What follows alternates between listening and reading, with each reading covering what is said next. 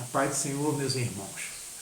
Meus irmãos, no capítulo 14 de João, nós vemos claramente que Jesus fala que ele não nos deixará órfãos, que ele, indo para o Pai, ele rogará ao Pai e o Pai enviará outro paráclito. Nós sabemos que esse outro é o Espírito Santo de Deus, porque o Espírito Santo de Deus falou por Jesus.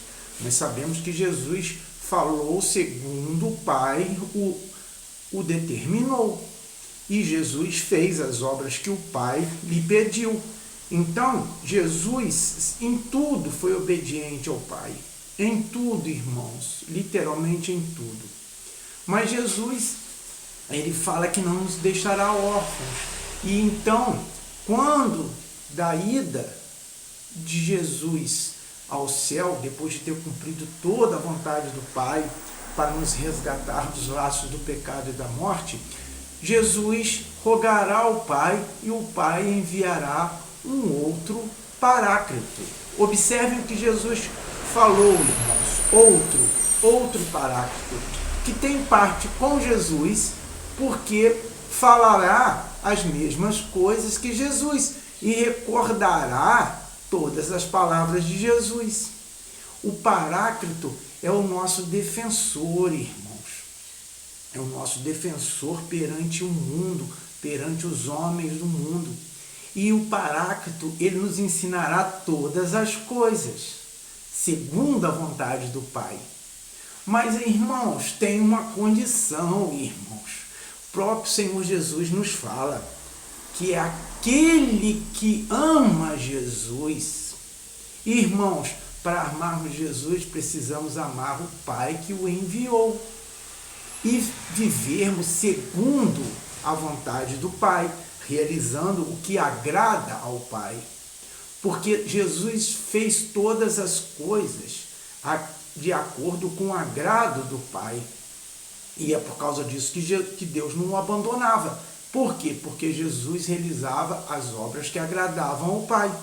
Da mesma forma, irmãos, se nós realizarmos as obras que o Pai deseja e também realizarmos e vivermos segundo as palavras de Jesus, nós teremos sempre o Espírito de Deus em nós. Nós teremos sempre o Paráclito junto de nós para realizarmos as obras de Deus no mundo e também para sermos defendidos, irmãos, dos ataques do inimigo. Mas para isso, irmãos, temos que amar a Deus e amar a seu Filho, que Ele enviou. Então, irmãos, no capítulo 14, nós vemos claramente isso, a ponto de Jesus falar literalmente que ele amava a todos nós. Mas por que Jesus também falou que se manifestaria aos seus e não ao mundo? E Judas, o que não era os Iscariotes, ele perguntou a Jesus: por que, Senhor Jesus, que o Senhor se manifestará a nós e não ao mundo? Aí Jesus respondeu, irmãos, por quê? E já tinha respondido, é porque Judas não tinha prestado atenção. Por quê? Porque o Senhor Jesus, ele se manifesta àquele que o ama e àquele que guarda as palavras. Por quê? Porque não adianta falarmos que amamos Jesus se não guardamos as suas palavras. De acordo com o capítulo 5 de Mateus, nós sabemos a vontade de Jesus. Então, irmãos, quando lemos toda a palavra de Deus, todos os evangelhos, nós conseguimos discernimento da verdade com discernimento do erro. E, infelizmente, irmãos, muitas palavras de erro estão sendo ensinadas e introduzidas entre os seguidores, entre aqueles que professam o nome do Filho de Deus e o nome de Deus. Então, irmãos, quando nós damos glória a Deus e nós proferimos o nome do seu Filho, temos também, irmãos, que andar e amar segundo o Filho, segundo as obras do Filho, que o Pai o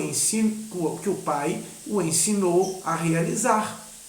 Então, irmãos, não podemos esquecer nunca, irmãos, das palavras de Jesus, porque o próprio Senhor Jesus falou que nem todo aquele que diz Senhor, Senhor entrará no reino dos céus.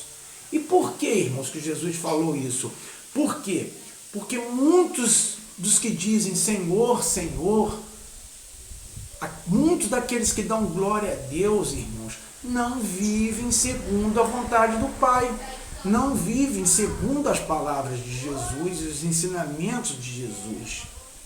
Então, irmãos, aquele que ama Jesus guarda as palavras de Jesus e anda segundo as obras de Jesus e anda segundo a vontade do Pai. Então, irmãos, não vamos nos enganar, irmãos.